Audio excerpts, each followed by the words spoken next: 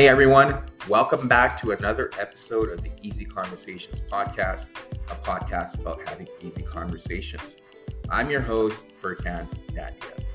In this week's episode, I'm excited to welcome Jayme Minor. Jayme is the purest definition of sober fun in Calgary.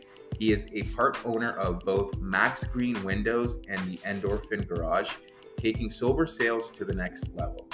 He founded and created oktSOBERfest, Calgary's first drug and alcohol-free music festival.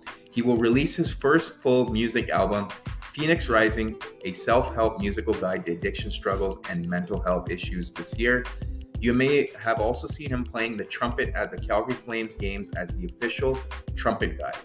Jayme's vision is to positively impact as many lives as possible during his time on Earth by promoting sober fun and self-love.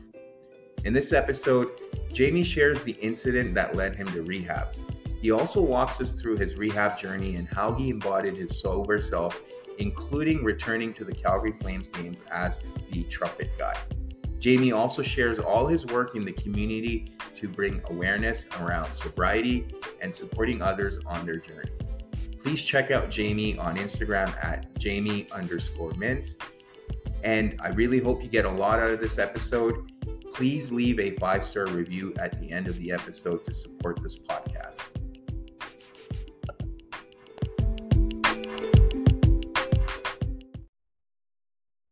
All right, Jayme, welcome to the Easy Conversations podcast. Thank you for joining me today. I'm really grateful that you're taking the time to have this conversation with me. I'm really excited.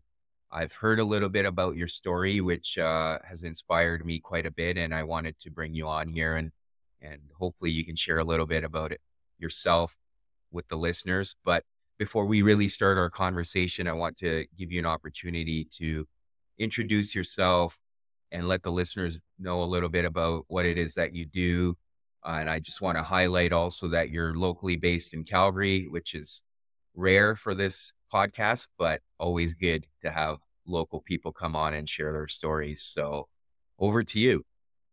Right on. Well, first of all, I'm absolutely blessed and humbled to be a part of it. I love to be interviewed, and I love to talk to people, and I'm excited to have this conversation and share some stuff with the world, and hopefully give some people some ideas and some guidance and some inspiration to make things better in their life. So yeah, I'm born and raised in Calgary, 38 years old, and I've been on a path of sobriety for 3.5 years. And it's basically restarted my life. People ask me, how old are you? I'm 38. I'd love to say I'm 3.5.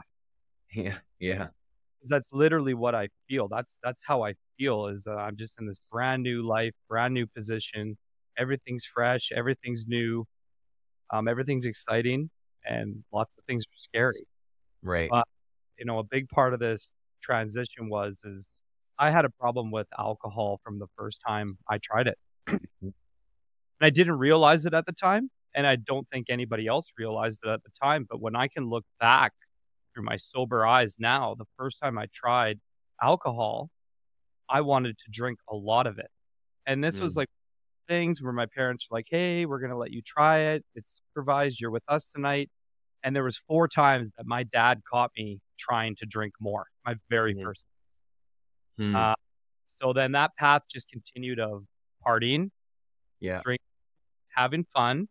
And it slowly turned into a crutch that I didn't realize I was building at the time. Right. When you're drinking on the weekends and you're drinking on the weeknights and you're using it to create fun, you're unknowingly creating an unhealthy crutch for when something bad happens. That's basically what happened to me, is stress built up with work. I had issues with some relationships with some girls. And then there was one big trigger moment where my best friend died. He drowned on a fishing boat. And that just sunk. So I had nowhere to turn. I didn't know how to handle it. And that's when I really started using alcohol and drugs. And just started to take hold from there, and eventually got to a point that everybody around me was like, you need to get help. I realized I needed to get help, and I started trying to quit, but it took me about, I'm going to say 2 to 3 years until I was able to master it. Mhm. I really like to share that part of my story. I Yeah. want I want people to know, look, like, I didn't nail it my first time. I tried over, over and over, but the biggest part of it was I never gave up. Yeah. Like, I probably relapsed over 100 times, man, and each relapse was devastating. Right. And, a relapse is so devastating on the body, and it's extremely devastating on the mind. Mhm. So putting myself through that over and over, you would ask yourself, why would you put yourself through that? And it Mhm. just goes to show how addictive alcohol is and how, bad my mental state was, that I was willing to just, I needed to escape. I didn't care how bad it was going to feel later. Right. So Yeah. long story. Go ahead. Were you going to say something? No. I think we'll definitely get into that whole issue around relapse and some of the narratives that come up for us. I guess one of the things that resonates for me is the whole crutch around it, right? And that's something I've experienced, and a lot of the people I talk to within my network or social circle also have similar challenges. Is we associate so many things with the consumption of alcohol, and that's where it becomes the crutch. Whether it's the environment we continue to expose ourselves to, whether it's the people, whether it's our own mindset and beliefs that we internalize around the use of alcohol and how it can have negative consequences, but then it becomes a pattern, right? And it's something we'll cover when we talk about relapse too, but there's that aspect of shame and guilt that often we need to mask. And alcohol is a perfect band-aid for that too, because it allows us to numb ourselves in from that regard and avoid those difficult feelings. But what for you, like, was there a specific situation or incident that made you realize that the relationship you had with the substance was leading you down uh, a path that you probably didn't want to go on? There was many. I'm gonna give you the big one, the one that set me Yeah. up to the let's do this. So I had been sober for, let's say, I'm gonna say 2 weeks to 4 weeks. And I would do this. I would stay sober for that amount of time. Right. But whenever I did it for that amount of time, I was fucking Superman. I'm Mm. sober. I'm fine. So I went camping with my friends. I made it through the whole weekend sober. Well, they all drank. And I'm not going to say that my friends did anything wrong. I didn't set a boundary. I Right. was like, drink, I'm fine. I can handle it. I'm Jayme Minor. Big ego, right? So I made it through the weekend. I go back. My friends message me and they're like, hey, we're staying out another weekend. Do you want to come again? Well, Mm. sure. I'm driving out and that voice in my head goes, it wasn't that fun, bud. Last weekend wasn't that fun.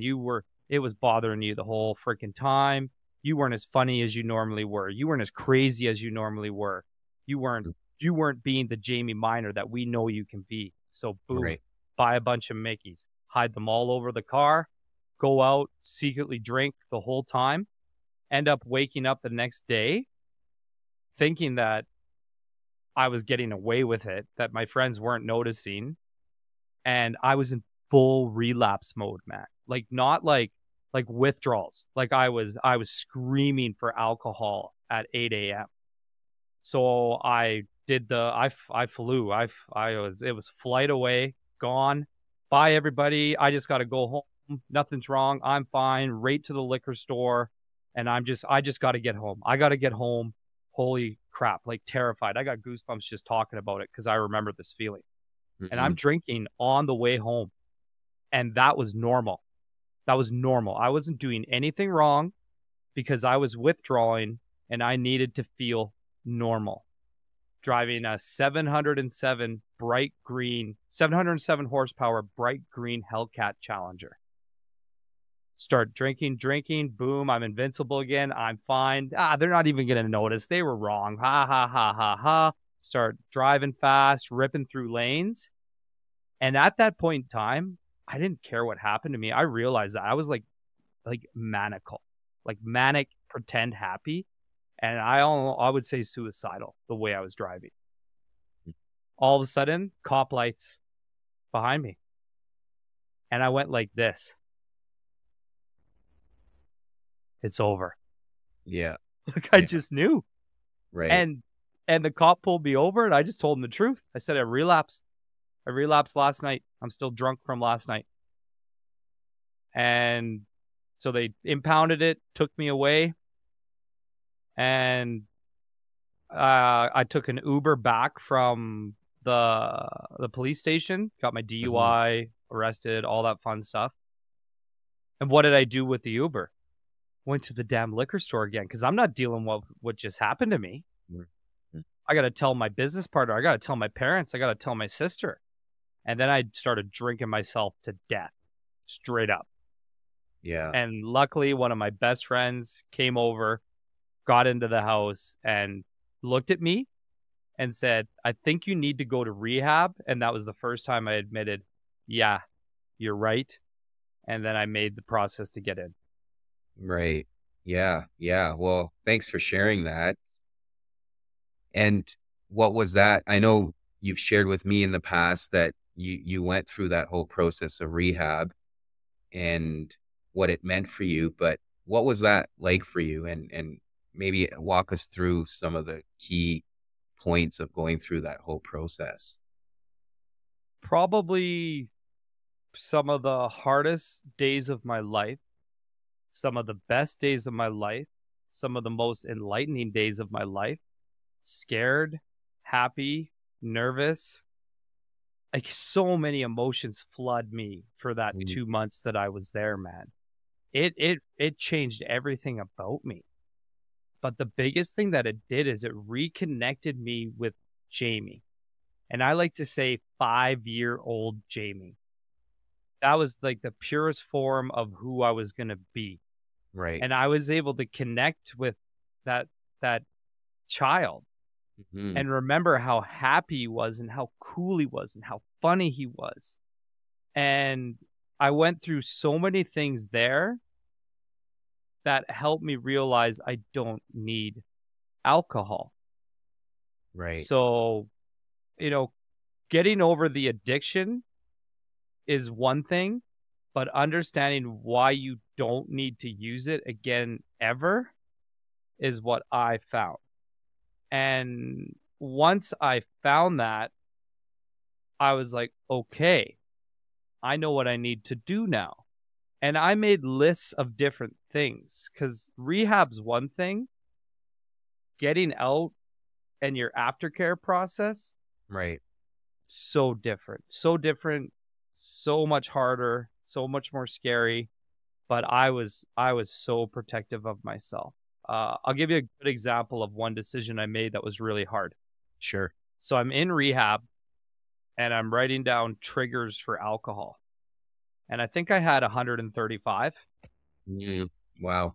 Okay. One of them was the Calgary Flames game. And I'm like, well, I'm the fucking trumpet guy at the Calgary Flames games.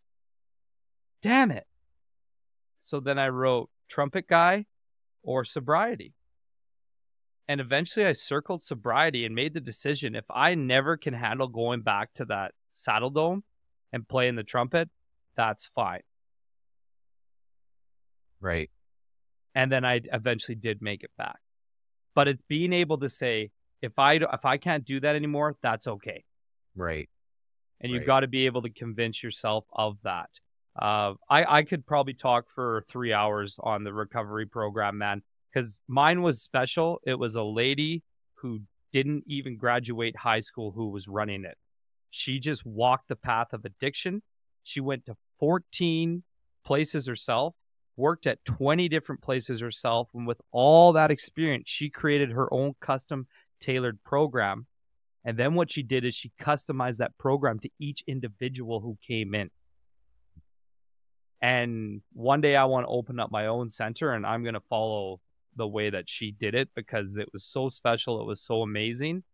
And I use all those skills I learned there to help people get sober today. Right. Yeah. And, you've shared that whole story with me about even going back to the Calgary Flames or the hockey games and having that,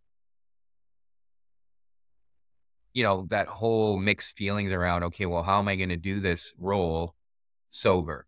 Right. And we talked about earlier, there's often these environments that we put ourselves in where we associate alcohol. And, a lot of the times recovery is part of removing ourselves from those environments where we're prone to consume alcohol. So, how was it for you, just to share with the listeners, to be able to go back to that environment and state your truth, being like, this is the version of me you're going to get, and that's it?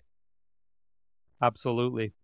So one of the first things that I learned and started doing in my sober life was I'm not going to set an expectation in my mind of what's going to happen when I get there. Okay, almost a blank mindset. Don't get me wrong. There was thoughts coming in, but I was abolishing them as they come in. Right. Then I got 3 of my friends to go with me that were going to support me. Okay, and so I had my 3 friends going with me, no expectations. Plus, I had my escape plan. I was allowed to leave whenever I wanted, no questions asked, out the door. Okay, right. So there I've set myself up with safe people, no expectations, and a safe escape route. I got in there, sat down, holding the trumpet, watching the game.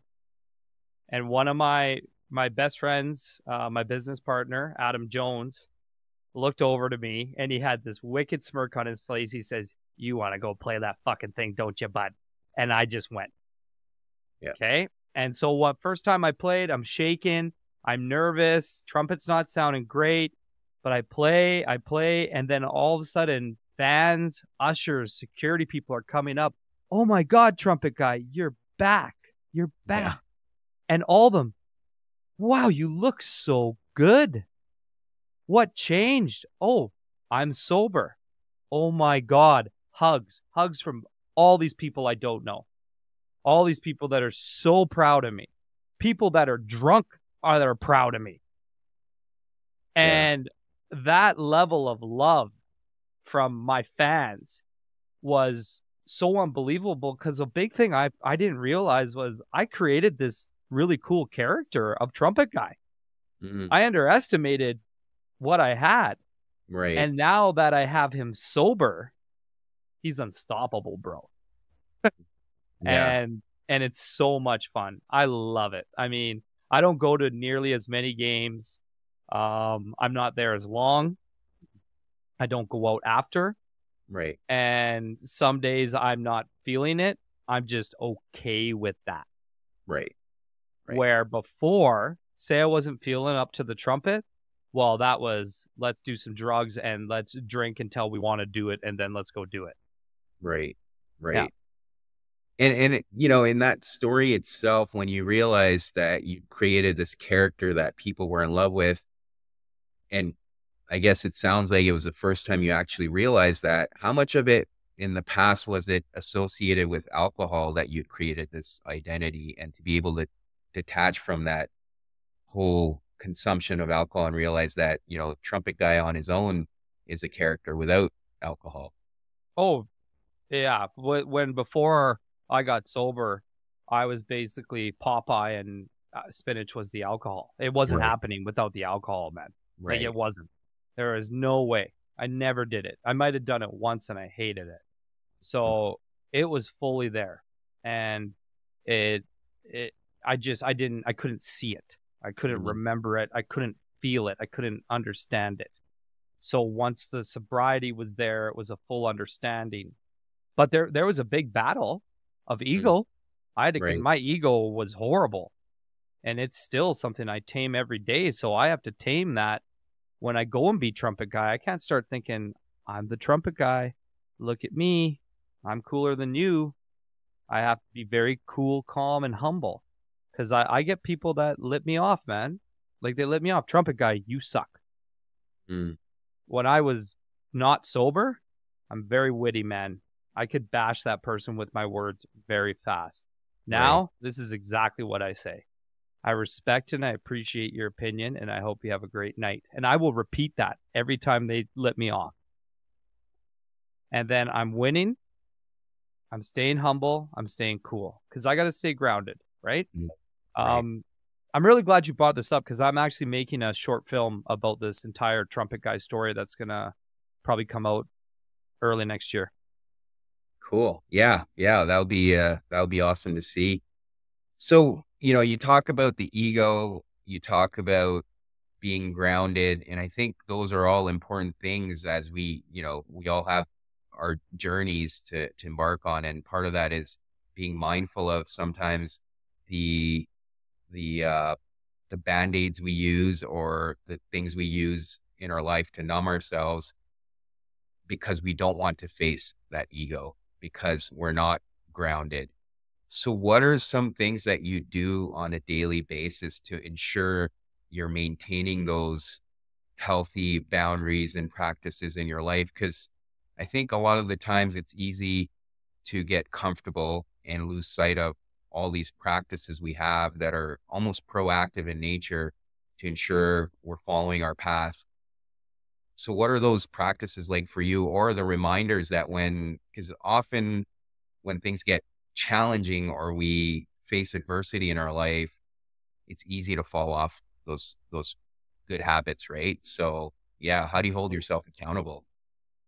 Yeah. I experience a lot of behavioral relapses. And I've found a really special way tailored to me to handle them.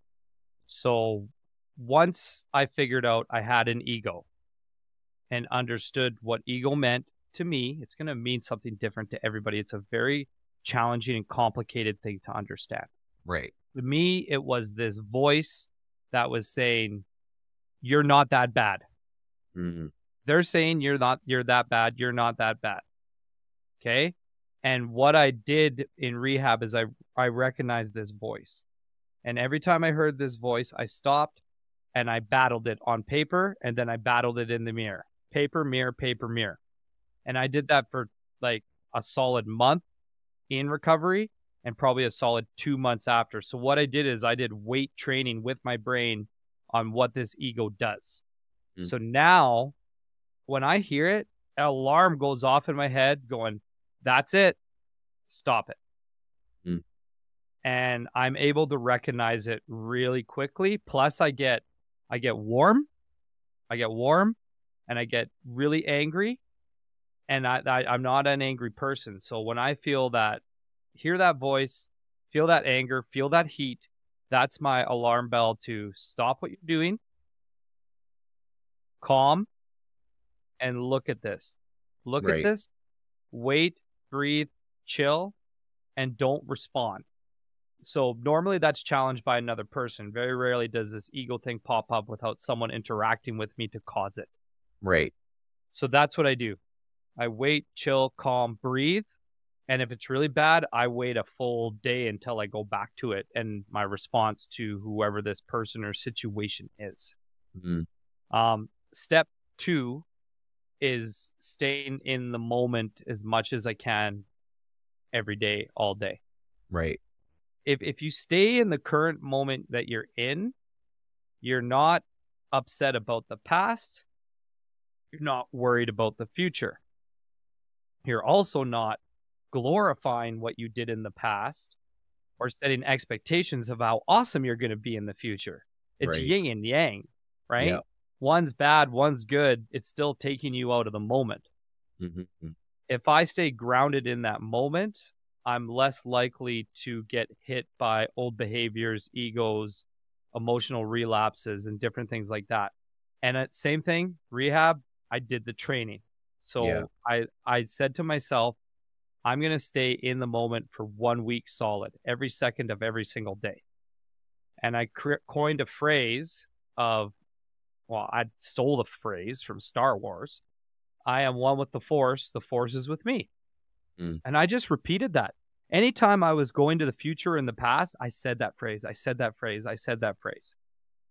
And then I continued to use it. So again, I've weight trained. I built this system in my mind that I like right now I can do it. I'm one with the Force is with me. And I look around and I'm here. I'm here. So whenever I start to feel anxiousness, depression, nervousness, just something unnatural, bad, I say that phrase, puts me in the moment, and it chills me out. And I've used this for a lot of people where I've taught them this, and I said, we're going to get your own phrase. And it's worked for them. You know, the biggest thing is tailoring your own. You find your system, you get your experience, you get your resources, and then tailor it to yourself. Having someone else tailor it for you doesn't make sense to me because they're not you. You know what's going to work for you. Right. Of course. Yeah, no, thanks for building on that. And along those lines, we touched on relapse earlier, and we're talking about the whole idea of staying present and grounded. So walk us through, I know you brought it up earlier, but the whole idea of the relapse and what that was like and how were you able to come around? Yeah, so your relapse is going to start with it can be something very, very simple that makes you decide that it's okay to use the substance again. Yeah. Or it can be something very, very painful. It's basically when you're so fragile, you're in a bad situation, or you're really just not ready to quit yet. You're still in the pre-contemplative phase of quitting this substance.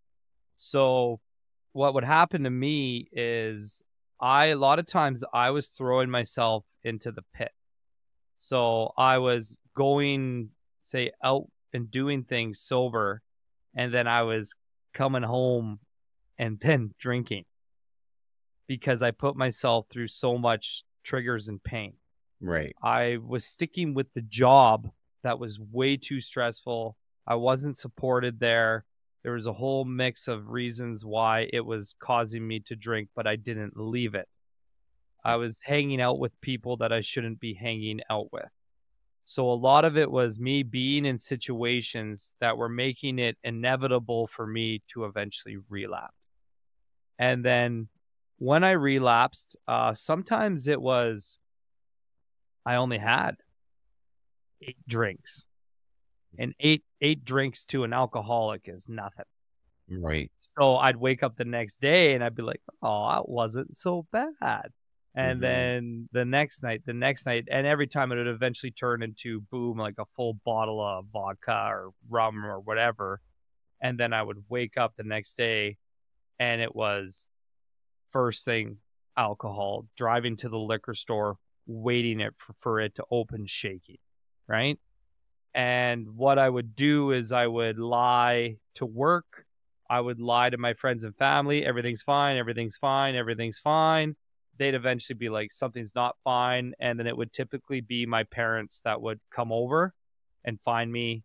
And then they'd take me back to their house and clean me up. They did that so many times. And yeah, so, and then there were some that were hospital rides. Some were detox stations. Some were really, really bad and some were manageable. But each time it was a relapse it's so, so horrible. You're shaking, you're throwing up, you can't think, you can't focus, you're depressed, you're anxious, you're guilty, you're shameful, you're embarrassed. You're awful, and the only thing you want is more alcohol. It's like a withdrawal from alcohol is a nightmare. And I think that's something people don't realize. They think withdrawal and they think heroin. Like people don't realize this commercial substance that's plastered all over the commercials and on every corner is the most dangerous withdrawal in any substance. People fucking die all the time. Right. There's like, when you get really bad, you can't just quit. You have to Mhm. keep drinking and slowly taper it off or you'll die. Right. When I went to detox, first 2 days, I was only allowed to leave my bed to use the washroom. Otherwise, there was a nurse checking me every 45 minutes. Right. And I thought, I was like, this is ridiculous, but that's just how dangerous it is. Mm. So yeah, the relapse is, it's awful. But what it did for me, if I look back, if I'm having a tough time now, say I woke up this morning and I was a little tired, and Right. I had to do this thing with you. Yeah. I might say to myself, I'm like, well, this doesn't feel like a withdrawal from alcohol. I can handle this. Yeah. So I'll always spin something to a growth or a positive response. But yeah, they're brutal, man. Just brutal. Yeah. Yeah. And it's easy for people to kind of be on the outside and be like, why is this person doing this? Like, makes absolutely no sense, right? They've come this far and then they've fallen back into this trap. But someone who was in it, it's not that simple, right? As you said. No, you're so broken, man. You're so broken. You're broken into a million pieces.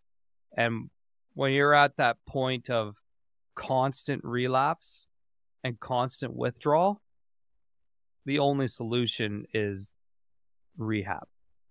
Mhm.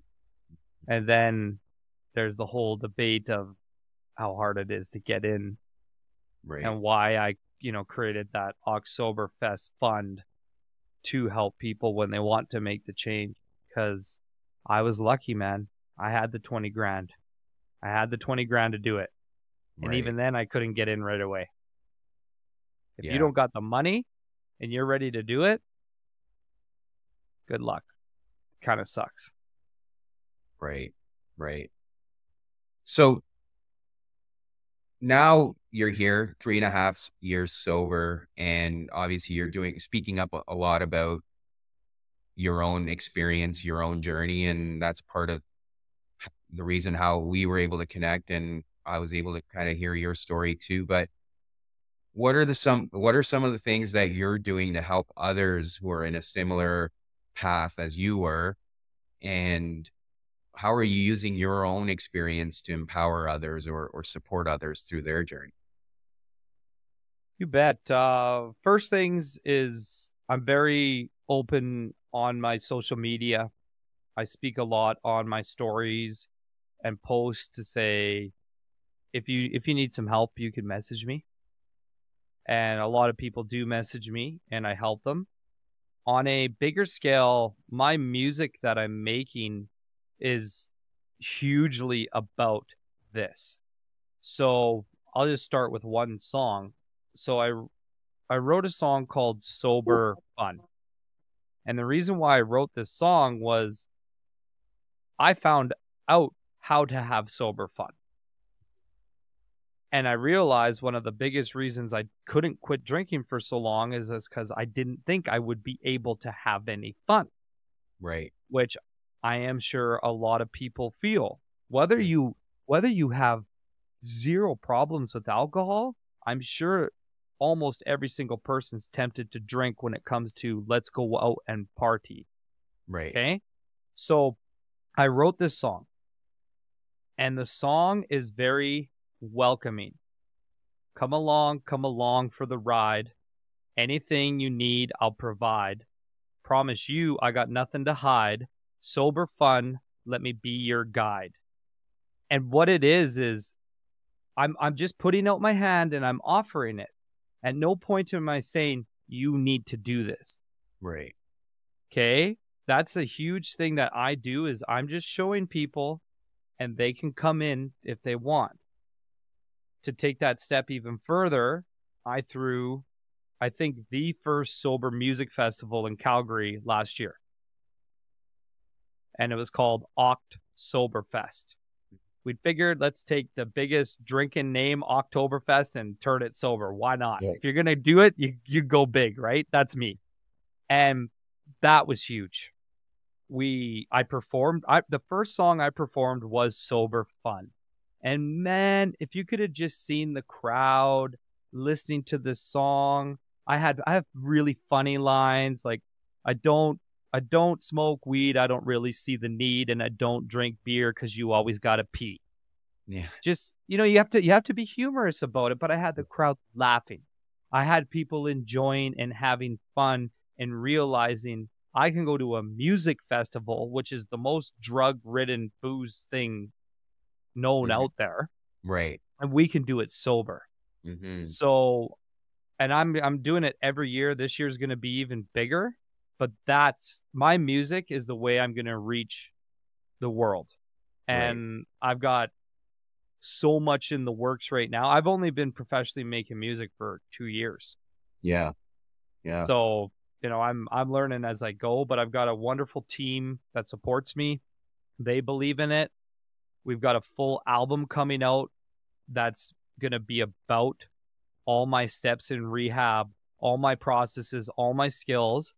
So, and then you're going to get a little journal that goes with it that Mhm. explains the song, writes a little story about it, and then allows the person to write beside it so that they can be like, okay, sober fun. This is how Jayme has sober fun. Listen to the song. Holy shit, that's cool.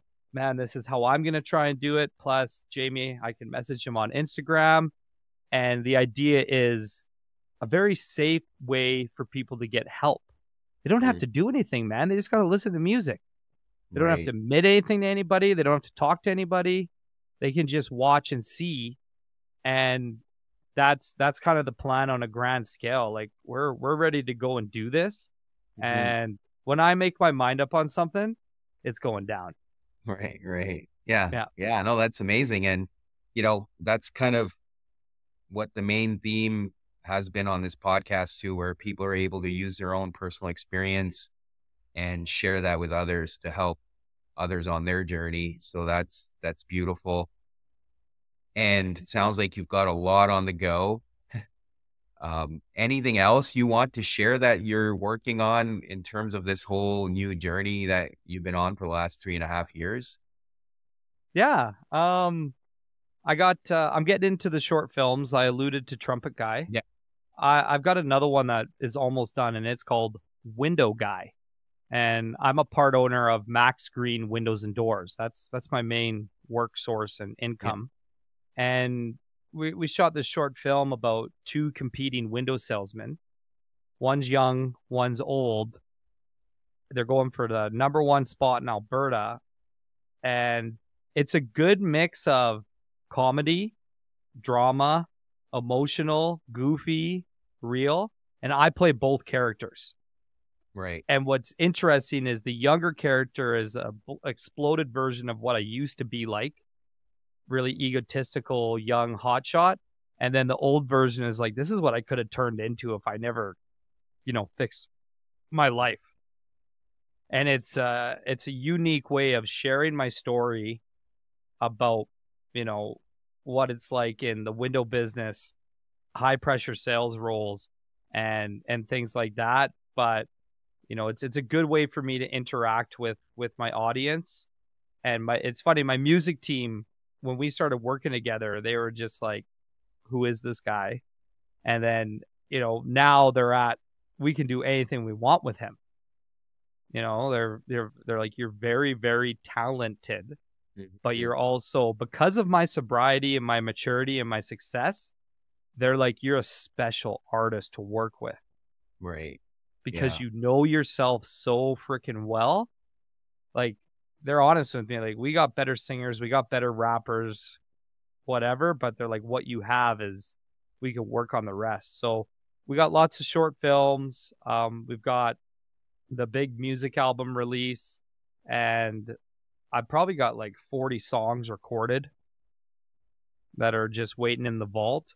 Yeah. And we got oktSOBERfest 2023 coming up this year. And I'm going to do a couple of more things. I would just put it that just keep the lookout for me. Yeah. Follow me on Instagram and just see what's coming, because there's going to be a lot. And the main goal is to help people and show them that, you know, life can be better in many, many ways. And I'll always be here to offer that help. I'll never push it, and you got to ask for it. Right. You ask for it, I'm in. If you don't ask for it, I won't say anything. Because to me, that's it's overstepping a boundary that I don't want to do. Right. Yeah. No, thanks for sharing all that. And I know when we last spoke, you'd mentioned there's obviously we encounter new challenges in life that test us, and often they'll test if we'll go back to our old ways or if we're actually truly committed to this process we've built for ourselves. Do you want to share some of the challenges you're encountering in life right now, and how has sticking with the process been for you? Absolutely. Lately, I've gotten back into the dating world. I actually have a girlfriend now, and she's fantastic and she's amazing. But I was terrified. I was terrified of, oh my God, I'm going to be dating someone. Oh my God, I'm going to have a girlfriend. I've got someone that's texting me, that's interrupting my safety, my security. And luckily, I've just taken the same approach of blunt, open, honesty with her. And she's been great back. You know, when I say I need space, or this is moving too fast, or I'm not ready for that, she's great. And in fact, she's even more proactive. Like I've been lucky. I found someone that literally will mention something like, hey, I was wondering if you want to come over for dinner at my parents' house. I want you to know if that's too much, just say it, and I'm totally fine with it. Like she just respects and appreciates what I went through, and that this is hard for me. Right. But it takes that vulnerability. I never wanted to be vulnerable around women or share my true feelings because I had this misguided idea that I have to be this strong, powerful, tough, arrogant asshole. Right. Yeah. And let me tell you, man, that's wrong. That's wrong. Because the biggest thing she loves about me is that honesty and that vulnerability. Women like it.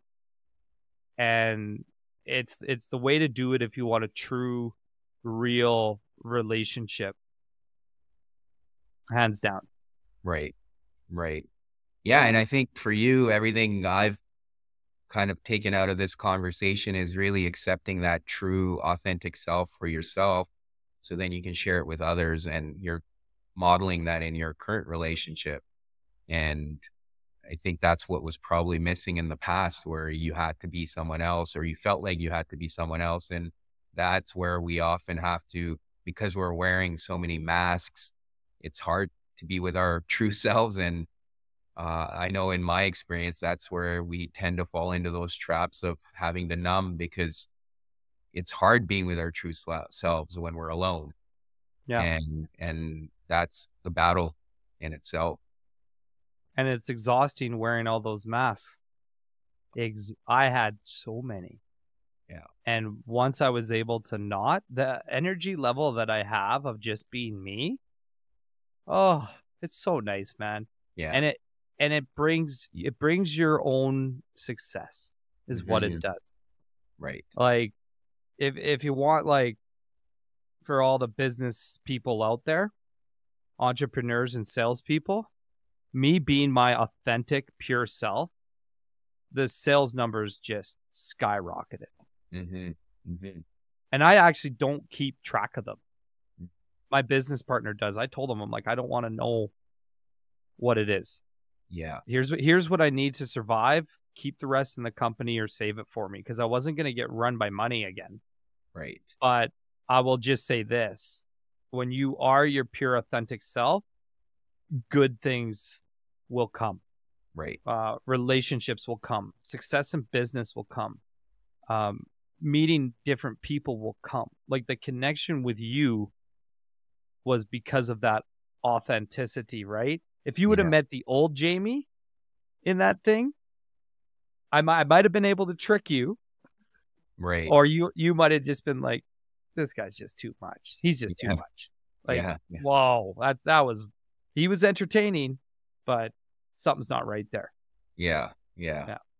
No, I hear you 100%. I've kind of experienced it myself too. And when people can see that you're not trying too hard, or you're not putting on a show, or you're not wearing a mask, they're able to connect with you on a different level, especially if they're in the same place, right? And it makes it easier for a lot of people themselves to be vulnerable around people like that, because they're like, hey, this person is not faking it, right? This person will be accepting no matter what I put out there. So it's easier just to be myself. Oh man, it's so true, and I've seen it lots. I've seen it lots where people reach out to me right away because of that. Yeah. Yeah. Absolutely. Yeah. And then, kudos to you for finding that. And that's, I think once you achieve that in your life, and if you can consistently live your life that way, there's, as you alluded to, there's a certain amount of peace and joy that you experience. And it's hard to let that go once you experience it. So, yeah. Jayme, I do want to thank you though, again, for coming on here and sharing your story and all the work you're doing. I really appreciate it. I appreciate you being your vulnerable self. I know that's part of your journey too, but still something to acknowledge. For listeners that do want to hear a lot of the projects you're working on, or want to get hold of you, what are some ways they can do that? I know you mentioned social media and Instagram, but how can they find you, whether it's on social media or just online in general? Yeah. Just Instagram is JAYME_MINZ.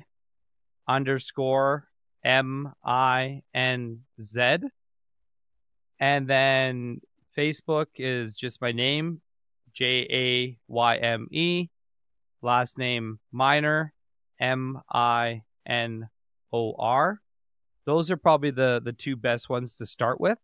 And they'll, if you, like I said, follow, take a look, and message me. Yeah, I love pure, true engagement. I'll acknowledge and get back to anybody. Yeah, that's great. Thanks for sharing all that. And thanks again for coming on here. Very much appreciated. Oh, thanks for having me. I still, I'm not going to lie, man. I still sometimes have a hard time believing that people want me to do this, because I forget sometimes. I'm like, man, I've come a long way, and I've got some stuff to share to help people. So humbled, honored, blessed, and I had an absolute blast. Amazing. Thank you for checking out this episode with Jayme. As always, please leave a review or comments in the comment section. I love hearing from you. And leaving a review or subscribing to the podcast on Apple Podcasts or Spotify is the best way to support this podcast. Until next week.